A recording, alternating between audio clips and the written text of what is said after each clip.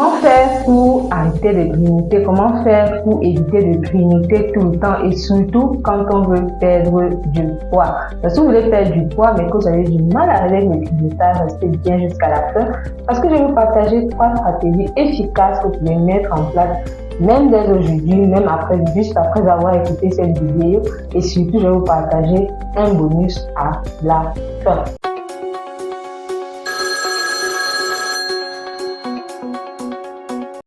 Alors, bienvenue dans cette émission Allô la diète. Nous répondons à vos questions sur la nutrition et le bien-être. N'hésitez pas à cliquer sur le premier lien en description. Alors, comment faire lorsqu'on aime vraiment grignoter et voilà, on est bien conscient que ce n'est pas la meilleure chose à faire, surtout quand on veut perdre du poids ou bien avoir une meilleure santé, mais on ne peut pas s'en passer. Et vraiment, je prends la question de ces valeureuses dames. Il y en a plusieurs qui ont posé cette question. Alors, la première chose quand vous grignotez beaucoup, c'est de vous arrêter pour comprendre ce que vous ressentez quand vous grignotez, parce que ça va vous donner un indice, ça va en fait vous aider à comprendre les causes. Par exemple, vous pouvez, quand vous avez grignoté, parce que généralement, souvent, c'est carrément inconscient, c'est-à-dire vous pensez après, vous retrouvez juste à manger et voilà, vous ne savez pas vraiment, il n'y a pas vraiment ce temps-là pour s'arrêter, mais après coup, lorsque vous vous rendez compte, vous vous asseyez et vous dites, est-ce que vous vous sentez apaisé? Est-ce que vous vous sentez reconforté? Et là, ça va vous orienter sur les causes. Par exemple, peut-être que vous avez, quand vous avez des journées stressantes, quand on vous crie dessus, quand vous vous sentez seul, etc. Le grignotage, par exemple, le chocolat ou d'aliments sucrés et gras, est un peu, voilà, une source de réconfort. Et ça vous aide à comprendre qu'en fait, vous grignotez pour, par exemple, mieux gérer le stress ou bien mieux gérer une situation stressante. Donc, pourquoi vous grignoter est vraiment important? Parce que si vous cherchez juste à appliquer des techniques sans comprendre pourquoi, vous n'allez pas vraiment traiter le même problème et après 2-3 mois, vous allez toujours vous retrouver en train de grignoter. Donc, il faut déjà comprendre pourquoi. Ça peut aussi être parce que quand vous mangez, vous êtes par exemple en train de faire un régime très restrictif ou alors tellement vous voulez perdre du poids que vous mangez en fait soit vous mangez très peu et donc votre corps cherche toujours à compenser, soit vous mangez beaucoup d'aliments qui ont ce qu'on appelle un indice glycémique élevé. Par exemple, vous mangez beaucoup de riz blanc, il y a très peu de sauce, pas vraiment de légumes. Ce qui se passe, c'est que vous allez faire monter votre taux d'insuline de manière assez brutale et après il y aura une chute et après le corps va réclamer du sucre. Ou alors vous mangez, quand vous mangez généralement peut-être beaucoup de pain avec voilà, vraiment des choses assez sucrées qui provoquent des pics d'insuline et qui font en sorte qu'après vous avez envie, le corps veut le sucre, en fait le corps réclame le sucre. Donc même votre façon de manger aussi peut pousser votre corps, alors peut vous pousser à réclamer le sucre. Donc, il faut vraiment faire le point sur pourquoi va vous aider à pouvoir mieux gérer.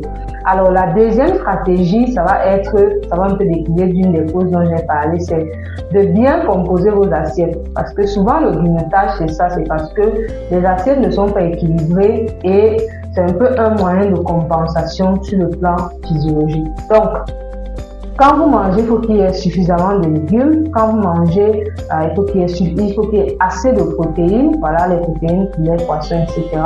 qui permettent par ailleurs d'être assez rassasiés.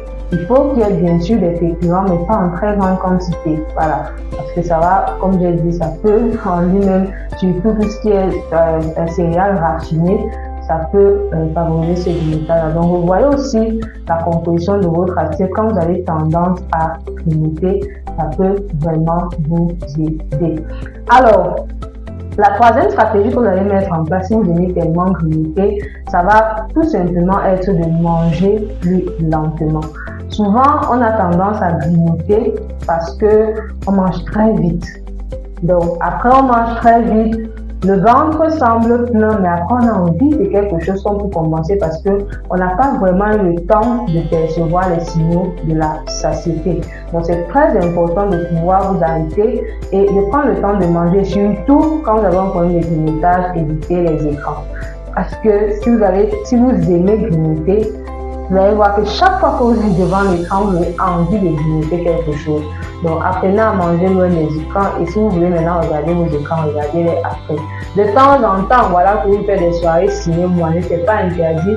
Mais si c'est tout le temps comme ça et que vous avez déjà ce problème de grignotage, vous allez grignoter tout le temps. Même quand vous aurez mangé, vous avez toujours besoin de grignoter quelque chose, particulièrement quelque chose de sucré ou bien quelque chose de très gras. D'accord? Donc, prenez vraiment ce temps de bien mâcher, surtout manger, ce qu'on appelle manger en pleine conscience, c'est-à-dire que pas vraiment d'écran, pas de sources vraiment de distraction, vous êtes concentré sur ce que vous mangez et là vous allez pouvoir mieux gérer le grignotage.